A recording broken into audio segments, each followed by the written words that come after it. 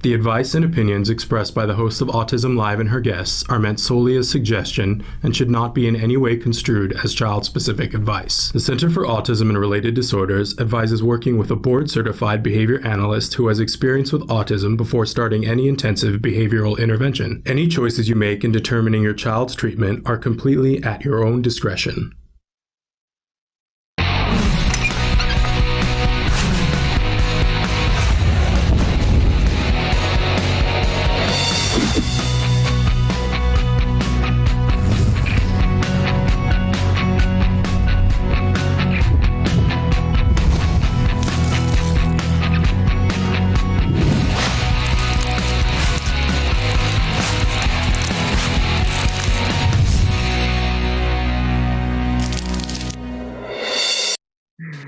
Who is that woman in that opener?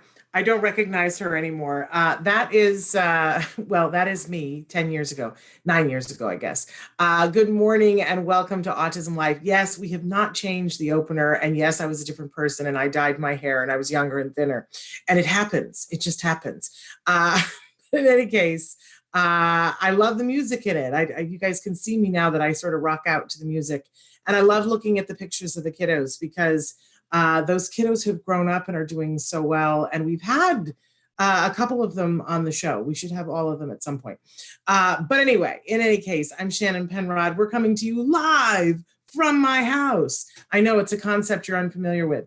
But the truth of the matter is you guys are getting so used to seeing people come from their house and checking out the tchotchkes behind them. I know. I need to change my tchotchkes up to make it more exciting. But I'm thrilled to be here with you. First I want to start by spreading some love. Guys, you're just doing so awesome. This COVID emergency, I know it's kicking everybody's keister on different days, right? And there are different things, like just when you think you have it all like on a level place and you go, okay, I might have this for 5 minutes, then, something new gets added into the mix, right? Or the time gets extended. But I gotta say, while I had concerns for all of you, and I still do for our autism community, because there are extra things going on for you right now. And I know that, being cooped up in a place and especially not necessarily having access to all the resources that you normally have, it makes me worry for you. But I got to say, I knew that you guys would be rock stars at this because you've already had to do this in your life. You've already had to go, oh, okay, all the rules just changed and we got to do this in a different way. So you guys rose to that occasion and you're rising to this. And I just want to be here to help you. We all here at Autism Live want to help you to rise to that occasion. So we're going to be with you live for the next hour. We've got a really inspirational show planned for you. Excited to be here with you guys and to hopefully be of service. Our number one mission here is to inspire and to give inspiration and information. That's what we're here for. And please don't mistake me for an expert or a mind reader. So that means is we have other experts come on the show and that you need to write to me and tell me what you need. If there's something in particular that you need, because otherwise I may not know. I likely won't know, right? Yes, I am an autism mom. My son was diagnosed with autism at the age of 2.5, but let's face it, every person with autism is different. And I'm still very much in the front row learning. And like a lot of you, it's like, we want to know more, right? And my son is his own person. He's not necessarily like you or someone that you love in your family. So don't assume that that I know what you need, right? And tell me what's going on, and then let me help you to try to see if we can find something for you where you are. And that leads me to my next thing is, how do you connect with the show? And Traven here in a second will show you a wonderful graphic of the different ways that you can connect with the show. I want you to know that you can watch the show live in a lot of different places, and it's free in all the places that we are. If somebody is charging for us, it's not with our say so. Let's say that. But so here is a list of some of the different ways that you can connect with us. You see that we're live on Twitter, Facebook, Periscope, and YouTube, and on our homepage, which is autism-live.com. Now, though once we're done being live, you can still find the recordings on Twitter, Facebook, Periscope, and YouTube, right? But you can also find the podcast of Autism Live on the other side. You can go to iTunes, and it's a free download. You can download either just sound, take us for a walk. Yes. Observe distance from people while you're doing it, but take us for a walk, take us for a car ride. Or you can listen to us on Spotify. You can listen on iHeartRadio or on Deezer. And again, don't forget, you can always find us at autism-live.com. Now, in each one of these different formats, there are different pluses and minuses, and we hope that you will access the way that is great for you. And if there's a way that you like to access information and podcasts, and it's not on this list, please bring it to our attention, because we love to add ways for people to view us. We don't want you to have to go searching, right? We want to be any place that you are, and we want to be free there. That's what we're trying to do. Now, some of these places are interactive, and you can write us in questions. You can write in questions on Twitter, on Facebook, on Periscope, and on YouTube. And you absolutely can write into us on autism-live.com. I know many of you love our guest who's going to be on the show today. So if you can be writing in on any of those places. And we try to do our best to moderate the comments and to answer as many comments as we possibly can. But with our growing popularity, and I say that like, what a quality problem, right? The more people that watch, the more people that write in, we don't necessarily get to all of the comments in the live show. We try to catch up on them afterwards. We are behind, largely because we had Temple Grandin on, it's 2 weeks ago today, and we're still catching up because so many people wrote in, and we like to make sure that we connect with as many people as we possibly can. So please be patient with us. We're doing the level best that we can, just like you are, right? I do want to point out that on our homepage, autism-live.com, there is a chat button at the very bottom of the page. If you click the chat, then it opens up a little box and you are able to have a conversation with me. I have that one on a separate iPad over here on a screen just to the side over here that you guys can't see, so that I can moderate the comments there. So, and then Traven helps me during the show to send me comments from the Facebook and the YouTube. So that's a wonderful thing. Like, for instance, Emma, I want to know if I can go home to mom's as I'm struggling here on my own. And I'm sending you a hug, Emma. And I'm going to tell you that I don't know what your circumstances are in terms of what your health is and what your mom's health is. So I want you to reach out to whoever is the person that you trust in your life to have a conversation with them about both your health and your mom's health and what exposures you both have had and what risks you both have, to see if that's something that works out. And obviously, please speak with your mom to see how she feels about that as well. But it is hard on your own. And I want you to know we're here with you, and glad that you're here with us. And it is hard on your own. I keep thinking about all the people that are in their homes alone and don't have somebody else with them, because I think I would have lost my marbles if it weren't for my husband and my son. I am, quarantined with my two favorite people.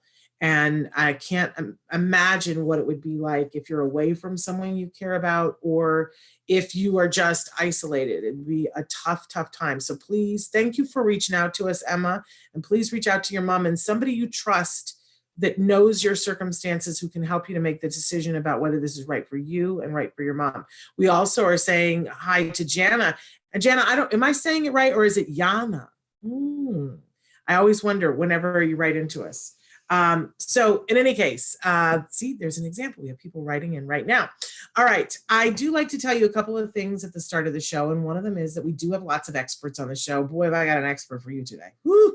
He ticks all of the boxes, right? But I just always like to remind you, we have lots of experts. I'm not one of them. I'm a mom, and, you're talking about moms. I'm a mom, and I'm a proud mom. And I'm a former school teacher, and I am someone who cares deeply that you guys get the help and the resources that you need. That's what my credentials are, right? And yes, I've been doing this for over 10 years now, hosting shows about autism. So I've interviewed a lot of people. Yes, I'm opinionated. Yes, I consider it an informed opinion, but not everybody agrees with me, and that's okay, right? Right? It is what it is. But please don't mistake my opinion for expert advice, because it is not. And that's all I have to say about that. Also, want to say to you that we here on Autism Live welcome the entire greater autism community. And what I mean by that is, first and foremost, we welcome individuals who are on the autism spectrum, of course, right? The show is called Autism Live, and we want to be a resource and information and a place for those individuals to have a voice, right? Of course. But we also welcome everyone who loves those people. That's the moms and the dads and the brothers and the sisters and the cousins and the grandparents. And by the way, the ABA therapists and the OTs and the SLPs and all of those people, because we want to help those people to get to the resources and information that they need also, so that they can better serve those loved ones that they have. By the way, I left out spouses, we love all of those people. So just wanted to be clear about what we're doing here and why we're doing it. Now, on Thursday, we like to start the show with something we fondly refer to as the jargon of the day.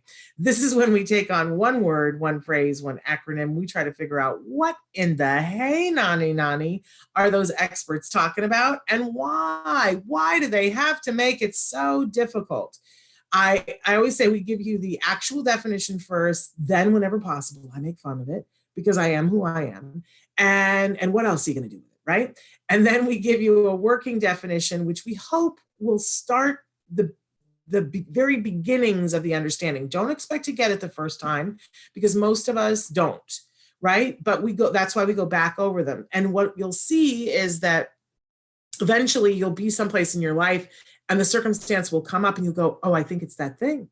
That's that thing. Oh, what was the name of that? It's that. That's what that is. And it'll all start to make sense, right? Okay, we just do it a little bit at a time so that we don't have to get overwhelmed, because we're overwhelmed enough. All right, you can see that our jargon term for today is SLP. Welcome to the land of alphabet, ladies and gentlemen. Don't you go crazy sometimes? And now with all the text things, this is how old I am. My husband and I have to Google all the things that come with the text, when people, I know LOL and those, but now there's a bunch of them I don't know what they mean, and I have to Google them. It's sad state. But for autism, sometimes it's equally as overwhelming, right? So what on earth is an SLP? Let's take a look at our actual definition and see what there is. So there's not much to make fun here. So an SLP stands for a speech and language pathologist. Woohoo! Why couldn't we just say that? Because it takes too long. That's why. So they call it the SLP, and you'll especially hear this when your child is school aged. Everybody will be constantly talking about, well, the SLP said this, and the SLP wants to do that, and the SLP this. But let's take a look at our working definition for SLP to see if we can't put this in proper context of what are we talking about with an SLP when we're talking about an autism diagnosis. An SLP is a person who works on speech production, articulation, and social communication. All right, now you probably are like, oh, that sort of made sense. I kind of knew that, but I want to be really particular here, because a lot of times we lump speech into one big category, and we say, oh, well, so-and-so is verbal, nonverbal, talking, not talking, right? But there's all these nuances to it, right?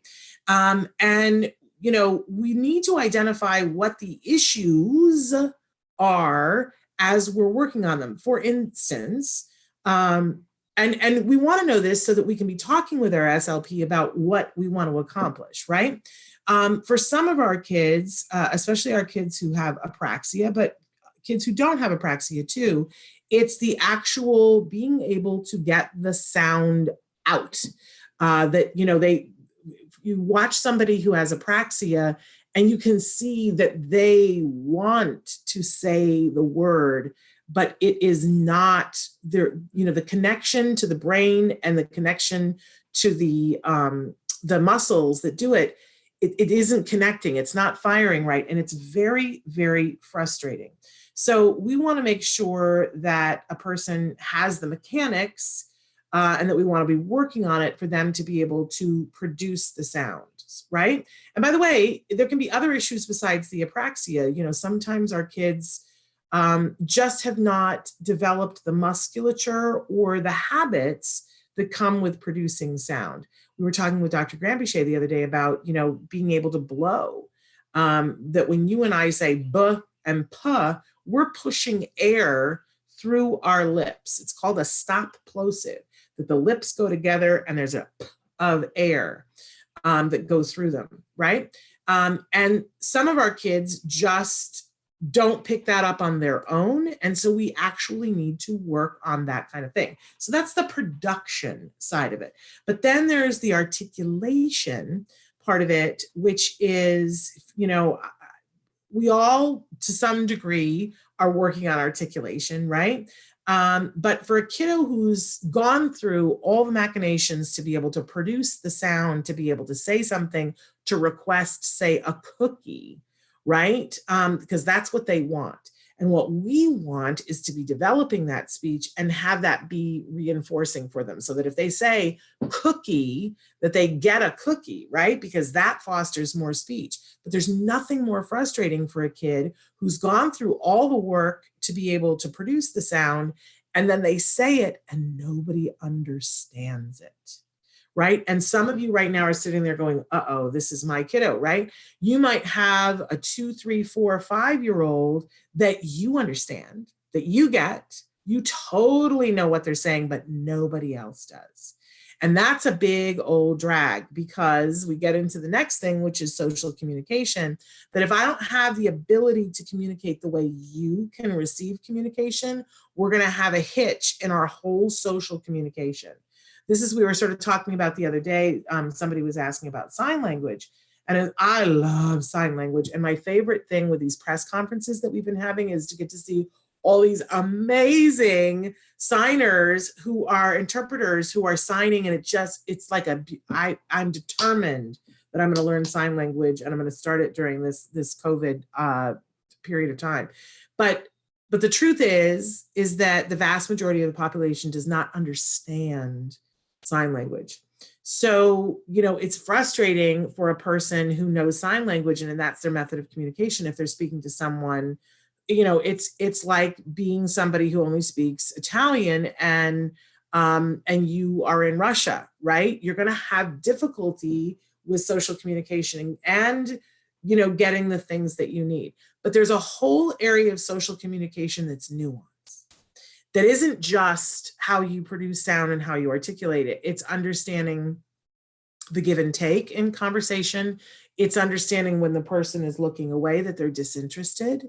It's understanding the facial expressions on somebody, whether somebody is bored or angry or upset, right? There are a whole bunch of nuances to social communication. So when you or your child are working with an SLP and you're thinking about what are the things that are preventing this individual or me from being able to do the things I want to do, a lot of times people just think of one thing here with an SLP, but the truth is that a good SLP can work with you on all of these things. And that's when things really get rocking.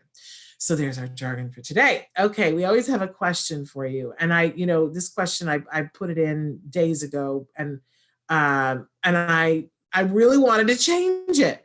But that's okay. I'm going to ask this question sometime next week. But this is perfectly fine. What is the best part of your day? We asked you yesterday, what's the hardest part? Now I want to know, what is the best part of your day? Write in and tell me on Facebook or YouTube or any of the ways, or on the live feature, and tell me what the best part of your day is. Because, claim it, name it and claim it. Okay. All right. We always have a topic of the week, and our topic this week is all about running a marathon, not a sprint. Look, this is where we are with this COVID thing, is that, There was a lot of discussion about, are we all going to go home and stay home? Is that going to happen? Like, what's happening? Should we stock up? Should we not stock up? We can't close down the world, right? And then it was, oh, we are closing down the world. It's just for 14 days.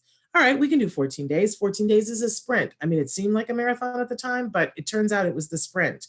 Then it was, oh, it looks like we're going to be here for another 14. Oh, look, we're going to be here another month. And I don't know how long we're going to be here. I don't know. I want us all to be safe. But I think most of us have had that shift. Sometime between last week and this week, it's the shift of, okay, this is not a blip in time. This is going to be a longer period of time, and we're adapting to what everybody's calling the new normal. And, you know, it's going to keep changing, and we have to keep adapting. And at some point, we're going to get back to some semblance of our life. But I think we're all in agreement now that some things are going to change permanently, because we're starting to see that some things make more sense, that some people are going, look, I can work from home. Look how this works, right? And other things we're going, oh, do you see how that was not working at all before, right? So we've got to adjust our thinking right now and say, what do I need to do to make everything work in this time period? And that might be a small conversation. That might be a ginormous conversation. But I especially want to take a second to talk to the parents out there of individuals who are on the autism spectrum, that we all want to help you. As a parent who went through early intervention with my child, and I know how hard it was, and I can't even imagine how hard it is for you now. But as I was saying yesterday with Dr. Graham-Pichet, it doesn't mean you get to stop. And Temple Grandin was telling you 2 weeks ago, we don't want to lose the progress that we already have. So I want to encourage you, there are resources for you available now. Please avail yourself of the resources. Let's run the marathon. Forget the sprint. We're not in a sprint anymore. Let's run the marathon. And for a lot of you, I just want to put it out there. There are telehealth services for you, from supervision to actual ABA therapy that could be helping you right now. And I know you're like, that sounds impossible. That sounds ridiculous. That sounds really overwhelming. I'm just begging you to try it. Begging you. We're putting out a challenge. Try it. Try it once, then write me back and tell me. But I think you're going to find overwhelmingly people have been writing in to us and saying, oh my gosh, this is saving my life. So I'm begging you, I'm challenging you, try it. Just once. I'm not asking you to commit to the rest of your life. Just try it once. And then tell me the story. Because so far, everybody's like, OMG, this is incredible. And if you watched our Card Heroes last week, where we were interviewing those therapists and they were talking about how they're getting it done, I want to see this. I can't stand it. I like all these young people who are doing all these fun, crazy puppet shows and things to get the kids engaged, and the kids are loving it. So I'm hearing from the parents that they're loving it, and I'm hearing from the therapists that it's so great because the kids have missed them.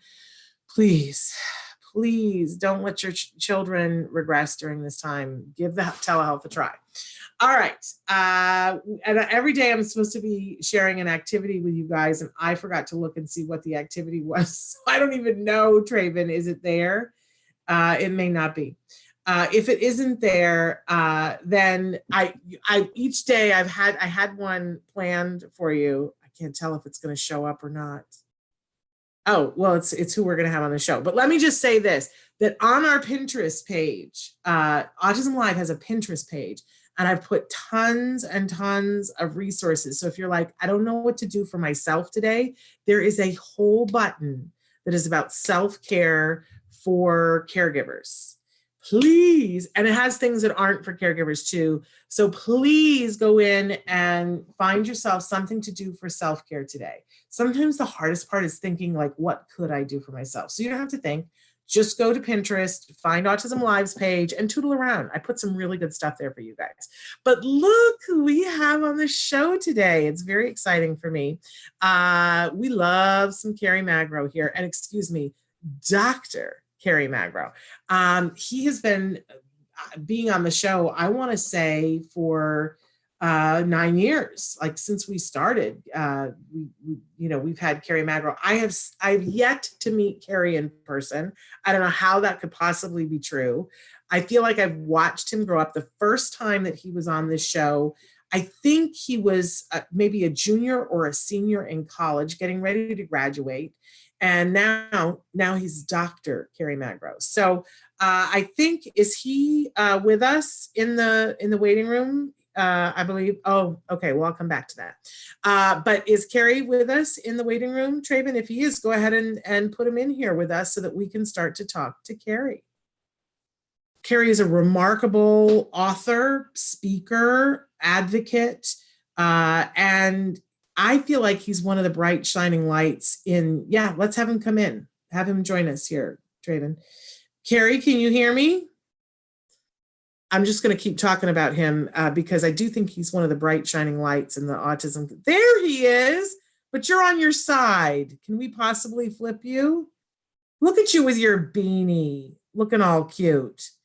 Can you, I think that you can hear me, but can you undo your mic so that we can hear you? We might just have to have him sideways, but then I'll turn. Hi, Kerry. There you are. I can't hear you yet. So we're going to work on that for a second, but I'm going to keep talking about you and how fabulous. So Kerry has written several books, and I'm telling you, if you are looking for something to do, hey! Can you hear me now? I can hear you now, but I'm getting a little bit of echo.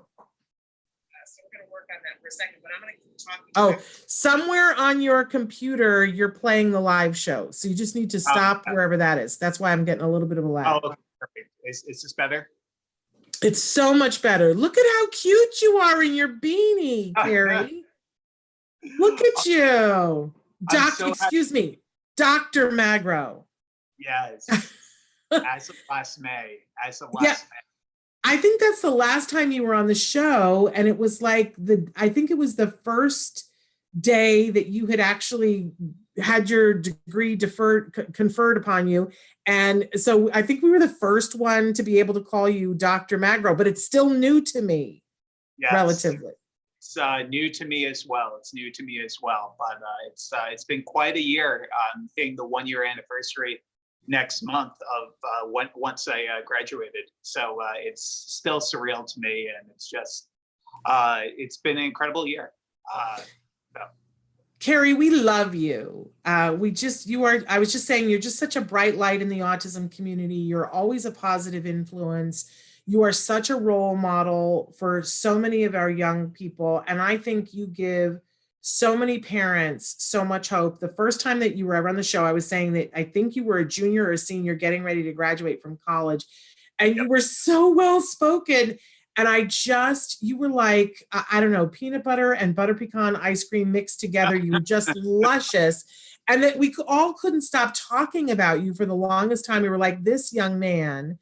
And, you know, I prefer to let you tell your story about, you know, how you came to be in the autism community. So tell your story, and then we're going to get the update on how you're working for HBO and working on Mrs. Fletcher and all the things you got going on. But tell your story. I'm gonna drop my camera out so people can see you better. Oh there yeah. So I have had the most amazing time, obviously, over the years, getting to know Shannon and autism-live. But I was diagnosed with autism when I was 4. So I was diagnosed in 1992 when the numbers of autism were 1 in 1,000 in the United States. Today, autism is the fastest growing developmental disability. And I found from a very, very early age, when I was about 11, that I was on the autism spectrum. And it was very life-changing for me to learn about my autism diagnosis. And once I got to college, I went to Seton Hall University with sport management in mind, in the hopes of joining the sports world. Sports has always been one of my unique key interests growing up on the spectrum, but I realized there was such a need to talk about autism and disability in our community, so I changed career paths. So for the past 9 years, I've been a professionally certified speaker with the National Speakers Association, getting to travel across the globe, hitting the decade mark since I first became accredited, of getting the opportunity to speak around the country on autism, disability, and inclusion, and so many more topics, and getting to meet some amazing people getting to work with amazing autism organizations like the Autism Society of America and the National Autism Association. And it's just been quite a journey getting to write several books and then also getting to work in our entertainment industry to make sure we're bringing a realistic portrayal of disability to our entertainment industry. But it was a lot of work. I love what you said about it's really a marathon. It's not a sprint. Because it took a while for me to overcome many of my obstacles, but I'm so glad to be here today and have the ability to share my voice and my story for the world to hear. And moms and dads all over the world are swooning right now because you're so delicious. And we love, we love you and we love what you say, and it gives us so much hope. So, but I want to talk about, what you were saying about working in the entertainment industry and how important it is for you to have accurate representation. So tell them a little bit about, what you've been doing. And this is not your first time you on Mrs. Fletcher. Yeah. You've done this for other things. So talk about that a little bit. Yeah, absolutely. So last year, I had the amazing opportunity to be reached out by HBO. They were working on a project in Brooklyn, which focused on one of the characters in that show actually being a nonverbal boy on the autism spectrum.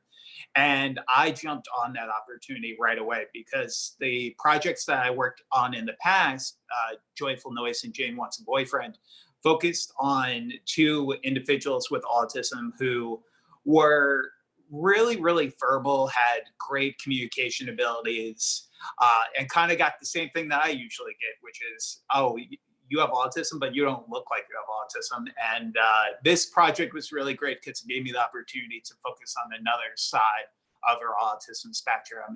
And I got to consult. It was a limited series on HBO, which aired last fall.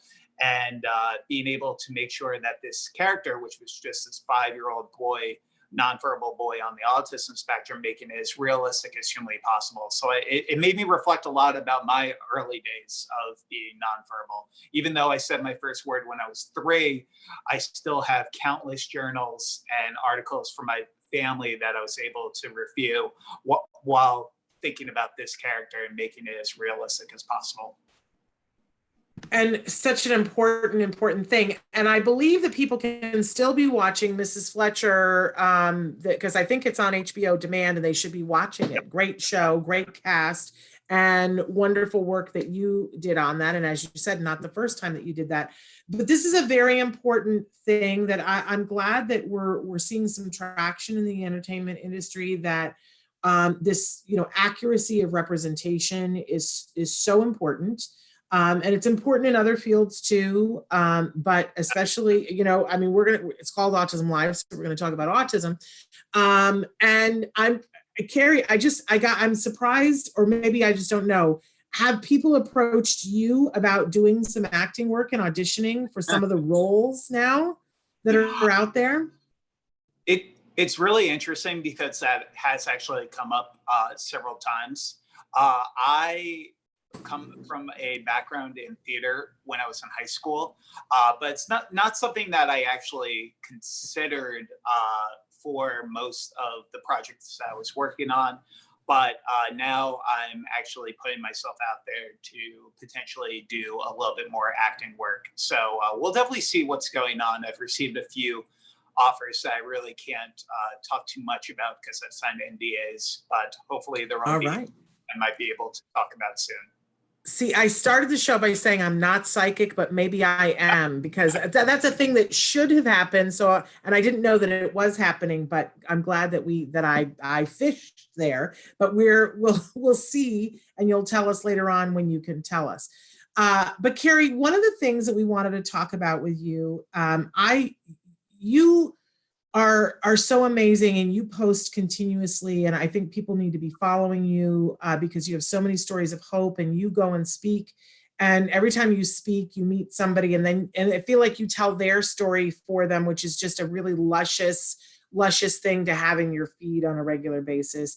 And Kerry is so modest, but he also has a wonderful charity that gives scholarships to young people on the spectrum going to college, and you can find out about all of that. So where should they go to be following you and to be getting that luscious feed of you meeting people and telling their stories? Yeah, absolutely. So I started a nonprofit when I was actually just starting professional speaking for the first time, called KFM Making a Difference. So we've given out 68 scholarships for students with autism, partial scholarships with autism the past 8 years. So for people who want to stay in contact with me, I have a Facebook page called Kerry's Autism Journey, where one of the great things I get to do when we're not in the COVID-19 pandemic, and I can actually go back out speaking, is we bring a tripod and a camera and we sit down with self-advocates, and we sit down with them for 10 to 15 minutes at a time, and we ask them what they would like the world to know about them. So we have over 100 stories of self-advocates from across the globe who simply just want to share their stories. We believe that we've been given a huge opportunity to have a platform of over 200,000 Facebook followers, and giving opportunity for these individuals to have a platform to share their stories was really important for me, because I still don't think we hear often enough from our self-advocate community from a large scale. I hear so many parents who have these large followings, and sometimes I get a little curious why self-advocates have as large of followings as many of the parents and experts in our field. And this is a big reason why I want to start that video series, to give them a little bit of my platform so they can continue to share their stories to as large an audience as possible. So Kerry's Autism Journey is my Facebook page. And then I also have all the Instagram, Twitter. I'm even on TikTok now, which I got peer pressured into. So I got to check that out. And I got to say, I really appreciate what you were just talking about, because I get a fair amount of criticism here at Autism Live, and people will say to me, you know, you're a parent, you shouldn't be the person hosting this show. This should be hosted by somebody who's on the autism spectrum. And you know what? I don't disagree. But over the years, we have, you know, whenever possible, we have had self-advocates come in. We've offered them space, you know, to do their thing. And Kerry, I'm going to just put this out to you. Like, if you ever want space on Autism Live, it's yours. I remember years ago, before you became so big, we were asking you if you wanted to come in and do your own little segment on the show. But, you know, so in the meantime, I'm here. But if Kerry ever wants to take my place, I'm sure we can arrange for that to happen. But because I do feel like it's really important that we give self-advocates a voice. I find that a lot of times self-advocates are busy.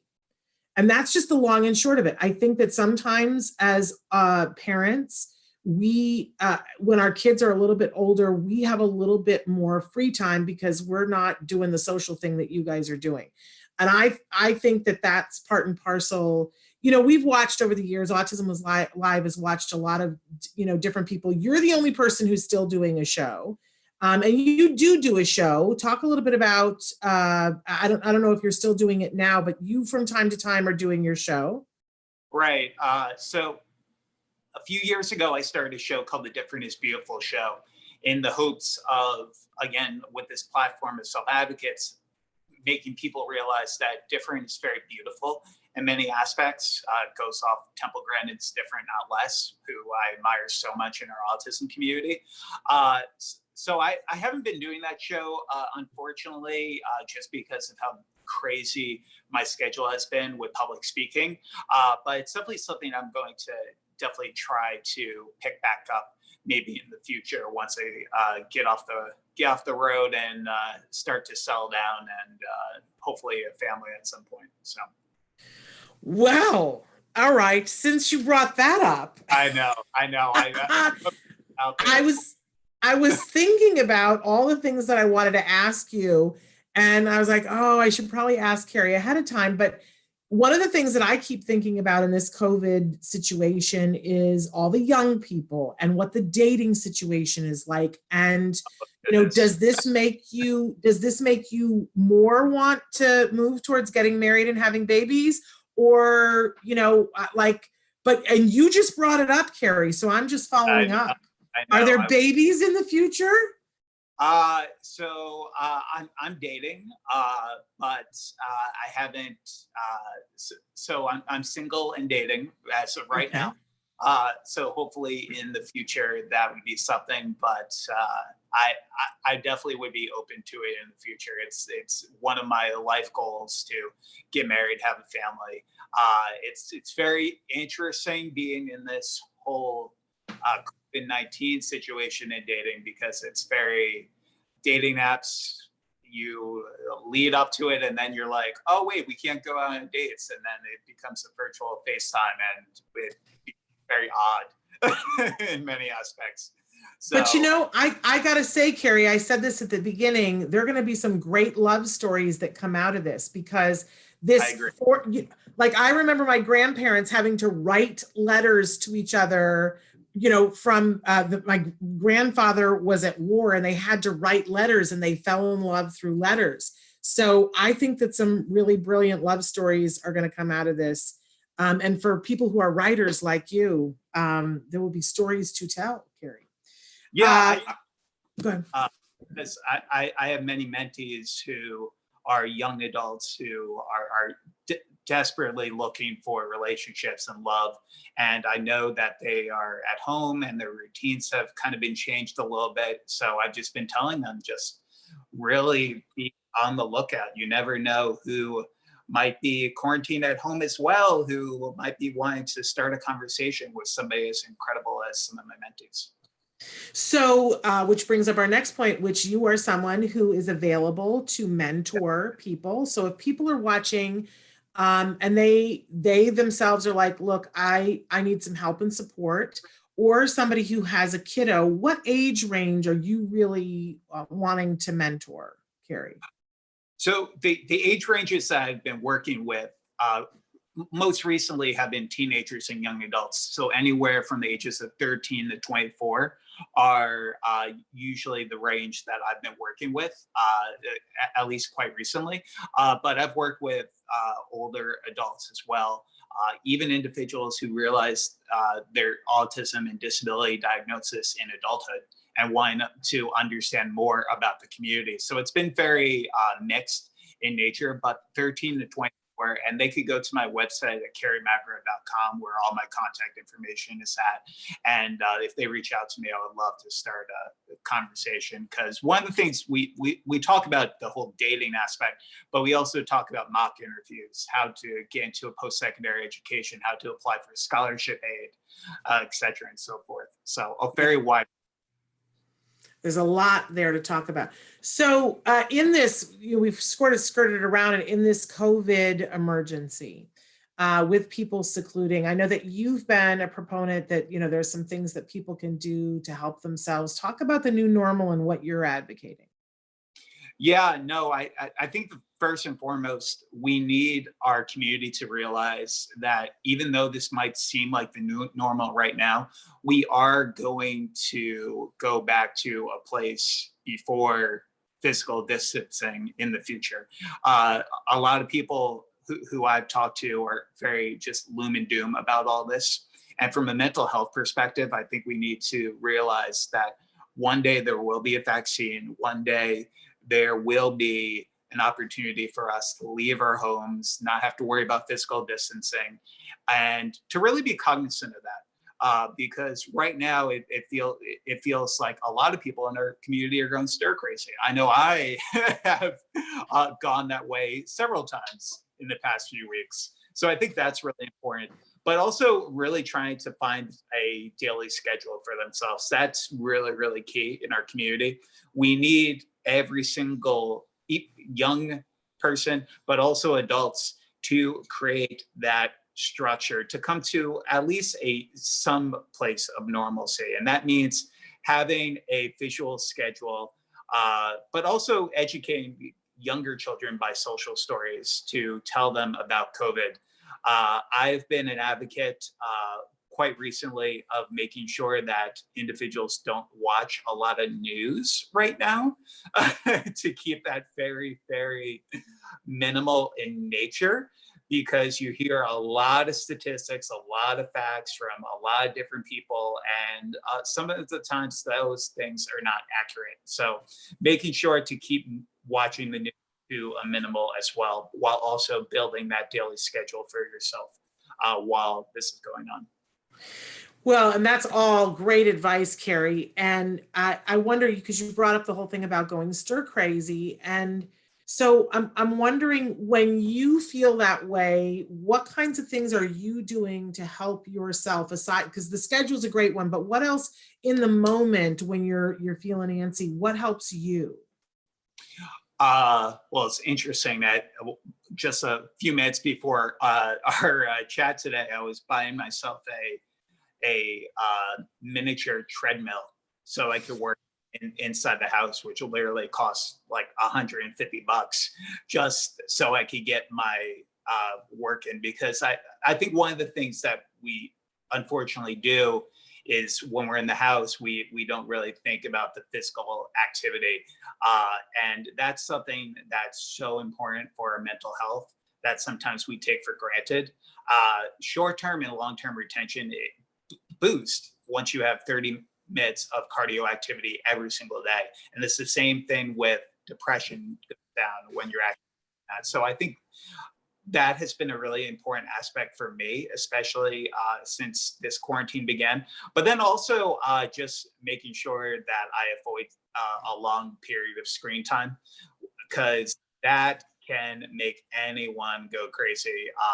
Looking at the countless emails, looking at how many Zoom webinars I can put in place for our community during World Autism Month, trying to make sure that I take some time to actually read a book, actually talk on the phone with my family.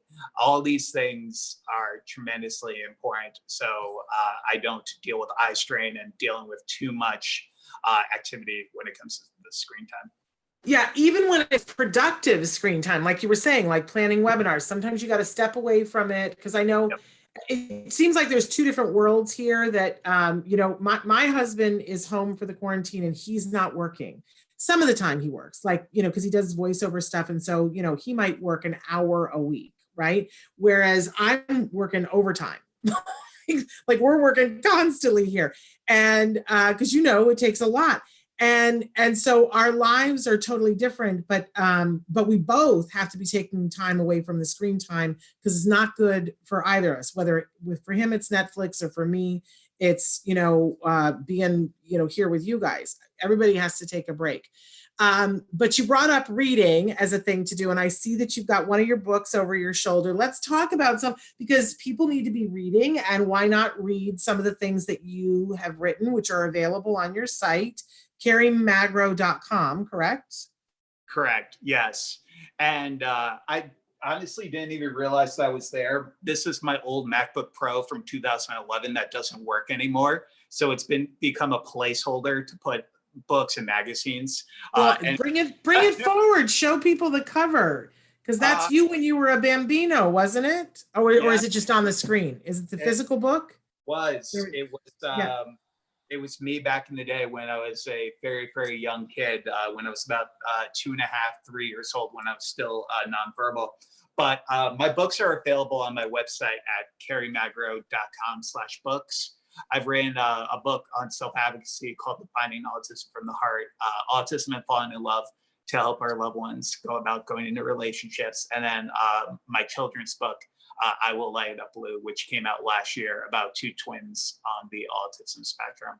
So I have another book that I'm planning on releasing at some point, hopefully in the fall of this year, depending on how this COVID situation goes.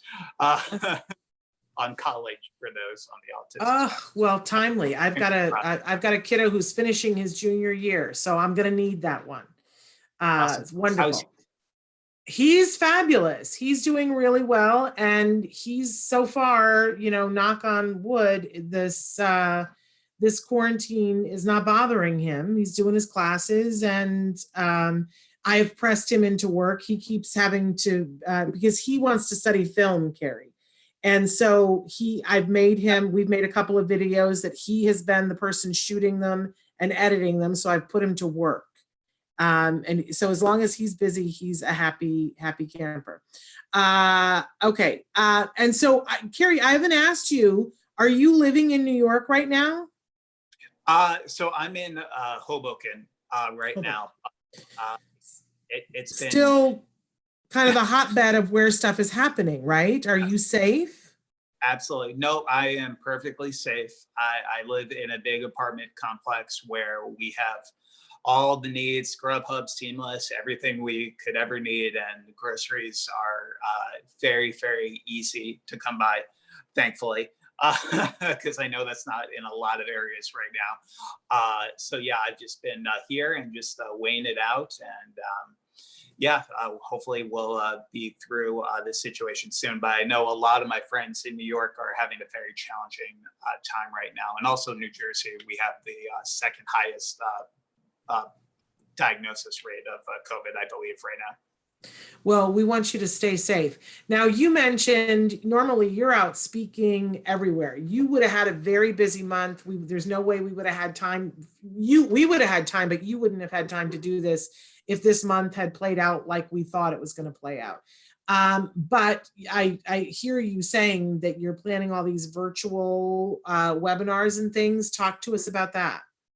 Yeah, sure. It's been really challenging because during the month of April, I was supposed to have 21 in-person talks. April is the biggest month of revenue for me as a professional speaker because it's World Autism Month. And unfortunately, there's been a lot of learning curves where a lot of groups were very against going to do their conferences via Zoom, their live events via like Google Hangout, Facebook Live, et cetera, and so forth. So most of my events got either postponed or canceled for the month.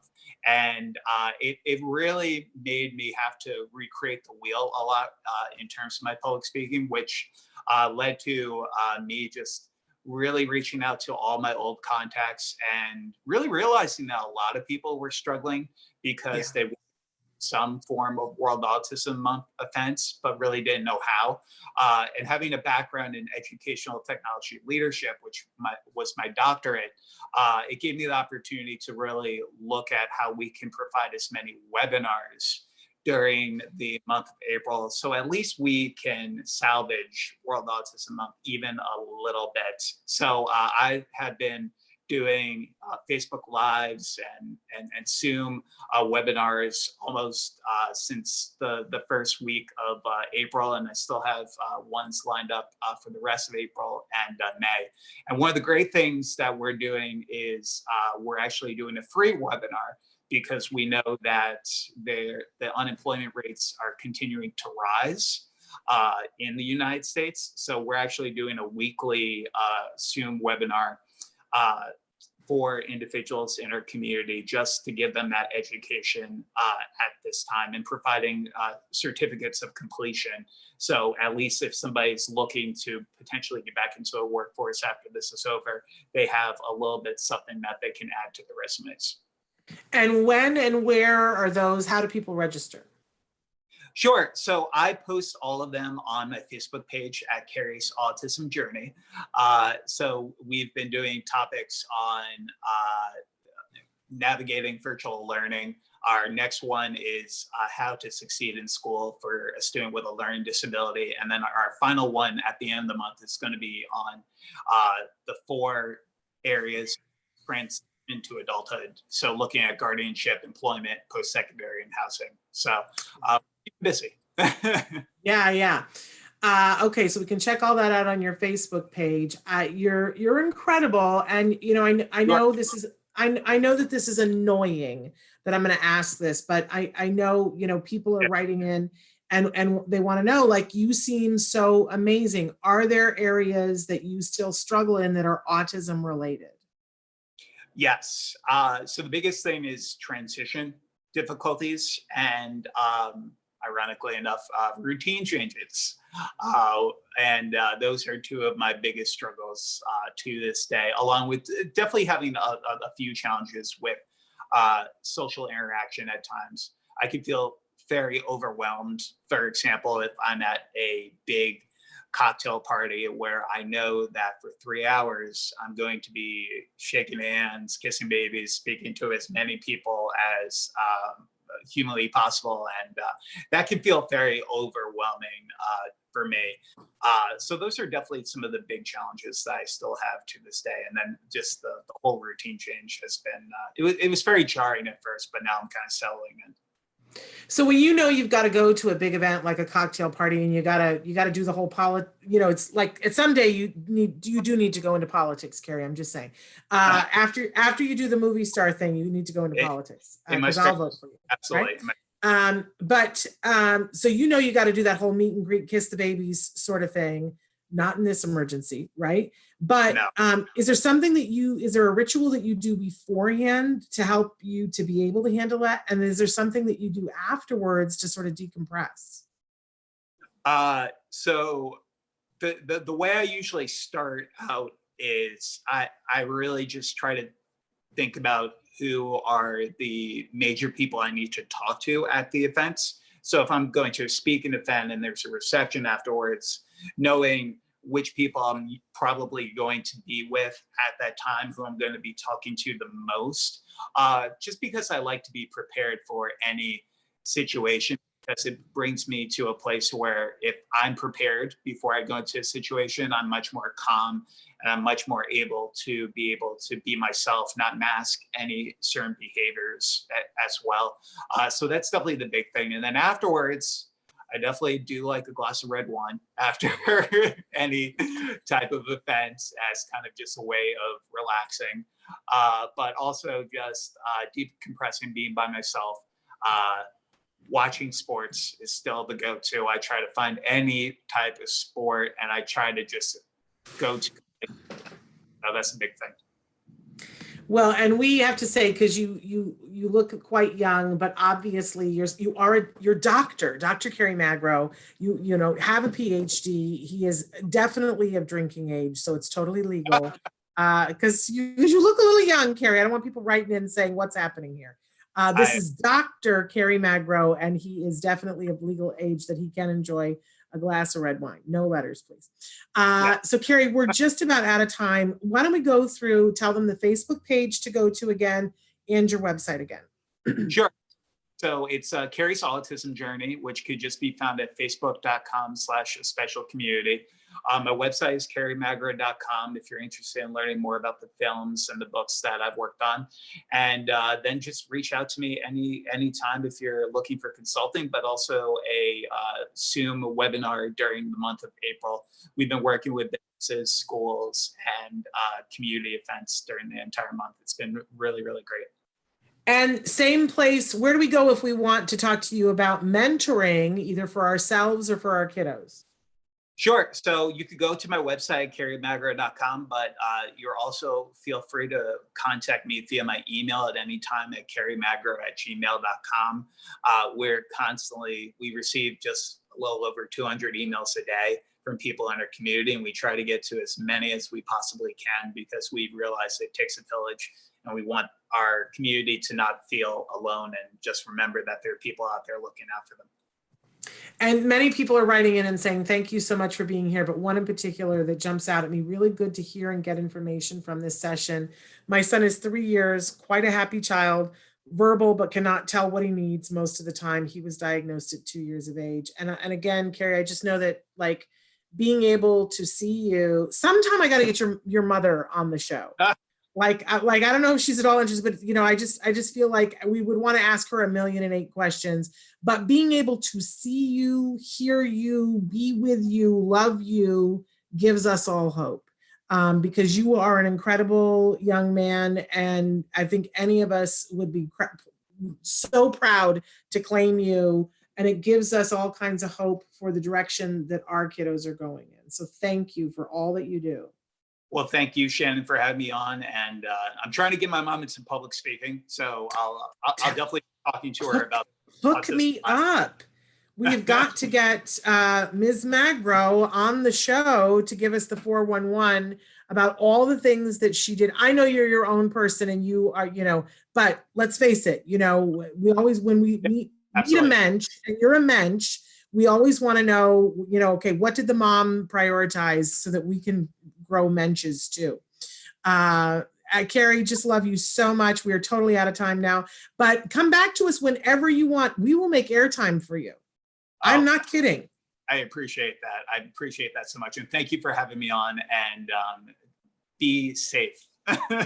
You too. Keep us posted. All right. We love you, Kerry. Bye-bye. Bye. And that's really, we're past the time to go, but isn't he just divine? Isn't he just luscious? Every time he comes on, I'm just like, let's, moment of gratitude, right? Showing us the way, Kerry Magro.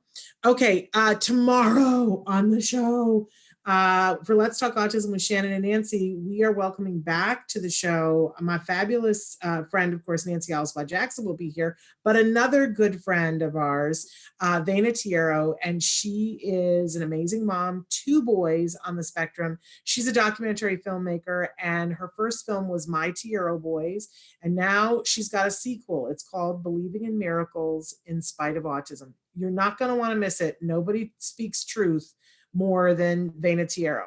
So be with us then. She's also started doing stand-up. I have not been able to go and see her do stand-up yet, but I can imagine it.